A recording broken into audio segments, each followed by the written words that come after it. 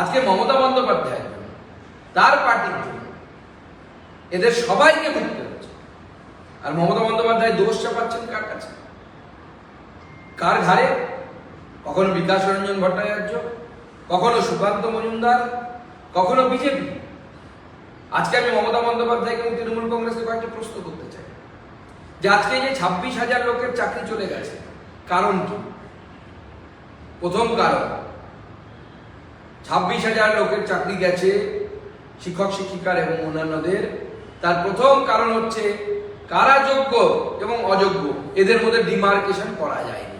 যোগ্য এবং অযোগ্যদের মধ্যে ডিমার্কেশন করার দায়িত্ব কার?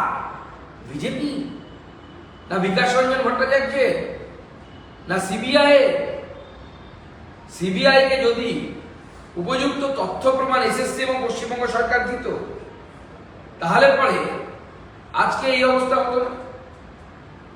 সিবিআই কে উপযুক্ত তথ্য প্রমাণ এবং মমতা বন্দ্যোপাধ্যায়ের নেতৃত্বে গোটা মন্ত্রিসভা ক্যাবিনেট সবার জেলে যাওয়া উচিত।